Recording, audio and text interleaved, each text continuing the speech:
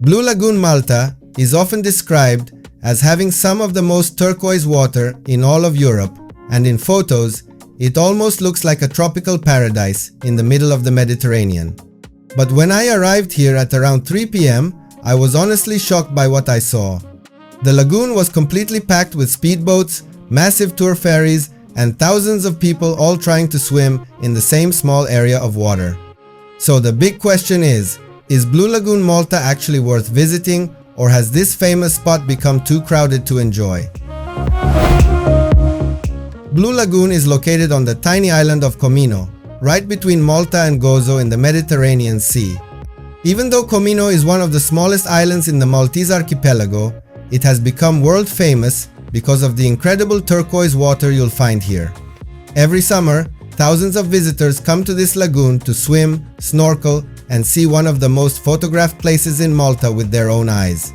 With shallow crystal clear water, bright limestone cliffs, and strong Mediterranean sunlight reflecting off the sea, the colors here can honestly look almost unreal. There are a few different ways to reach the Blue Lagoon, and the way you choose to get here can really change your entire experience. Many visitors take the public ferry or large tour boats departing from places like Turquoise in Malta or Mgar Harbor in Gozo, which usually take about 20 to 30 minutes to reach Comino. These options are the most affordable, but they also bring large groups of tourists to the lagoon throughout the day.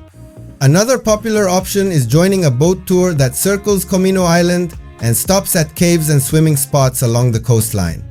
For our trip, we decided to rent a private speedboat from Hondok Bay in Cala village on Gozo. The ride to Comino was incredibly fast and took only about 5 minutes across the water. Having our own boat gave us the freedom to explore quieter parts of the island and jump straight into the sea whenever we wanted. When we finally arrived at the Blue Lagoon, it was around 3 p.m. The first thing that stood out to me was just how many boats had gathered around the lagoon. Speedboats, tour ferries, and private yachts were all anchored close together while hundreds of people were swimming in the water. At that moment, I immediately felt that choosing a private speedboat had been the right decision. From the water level, the lagoon still looked beautiful, but it was clear that this famous spot attracts a huge number of visitors throughout the day. One reason Blue Lagoon gets so busy is because it's actually quite a small bay. Throughout the day, ferries, tour boats, and private yachts keep arriving with new visitors. Since most of the lagoon is shallow and easy to swim in, people naturally gather in the same area of water.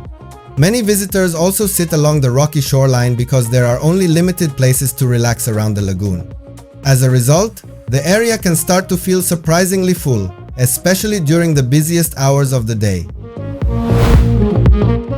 Because of this, timing your visit can make a big difference. If you want to experience the lagoon in a calmer atmosphere, arriving early in the morning is usually the best option. Before the tour boats begin arriving, the water feels much more peaceful and there are far fewer boats around the bay. By late morning and into the afternoon, the number of visitors increases significantly. Visiting in late spring or early summer can also make the experience more enjoyable compared to the peak summer crowds of July and August. One of the best things about Blue Lagoon is simply the water itself. The moment you jump in, you immediately notice how incredibly clear and vibrant the sea looks under the Mediterranean sun. Even with so many boats around, the turquoise color of the water still feels almost unreal. Since we arrived by private speedboat, we were able to jump straight into the lagoon without needing to find space on the crowded rocks. In many areas, the water is relatively shallow, which makes it perfect for swimming and just relaxing in the sea. Although Blue Lagoon is the most famous place on Comino, the island actually has several other beautiful spots that feel much quieter. During our private boat tour, we had the chance to explore places like Crystal Lagoon, where the water turns a deeper shade of blue and the limestone cliffs rise dramatically from the sea. Compared to the busy Blue Lagoon, this area felt far more peaceful. We also visited several caves around the island, including the Santa Maria Caves, where the sunlight reflects through the clear water in a really beautiful way.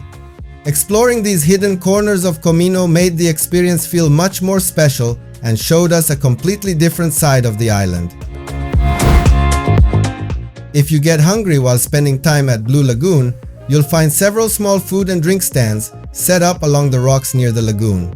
These stalls usually sell simple snacks, sandwiches, cold drinks, and cocktails for visitors spending the day here. However, it's important to remember that Comino is a very small island with limited facilities, so the food options are fairly basic. Many travelers prefer bringing their own water and snacks, especially if they plan to stay around the lagoon for a few hours under the strong Mediterranean sun. The cost of visiting Blue Lagoon really depends on how you choose to get there. Many travelers take the public ferry or join large tour boats, which are usually the most affordable options. During our trip, we started from Hondok Bay in Gozo, where a simple boat ride to Comino costs around €10 per person, while a group tour that includes a short cave tour costs about €15. Instead, we decided to rent a private speedboat, which cost €120 for 2 people. While this option is obviously more expensive, it gave us the freedom to explore the island at our own pace and swim in quieter spots around Comino. If you're interested in taking a similar boat tour around Comino, you can find some of the best Blue Lagoon tour options in the video description below. Through my links, you can also check the latest prices and sometimes find better deals for these tours. After seeing Blue Lagoon in person, it's easy to understand why this place has become so famous. The color of the water is absolutely stunning, and it really does look like one of the most beautiful swimming spots in the Mediterranean. At the same time, the reality is that during peak hours, the lagoon can become extremely crowded with boats and visitors.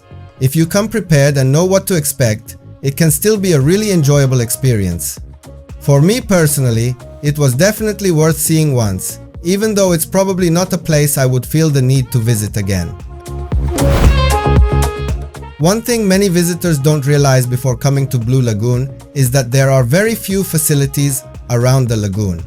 Most people end up sitting directly on the rocks, and there are only limited shaded areas to escape the strong Mediterranean sun. This means it's important to come prepared if you plan to spend a few hours here. Bringing water, sunscreen, and anything else you might need for the heat can make your visit much more comfortable. If you're planning a trip to Malta, I also made a complete Malta travel guide where I share the best places to visit and some helpful travel tips for exploring the island.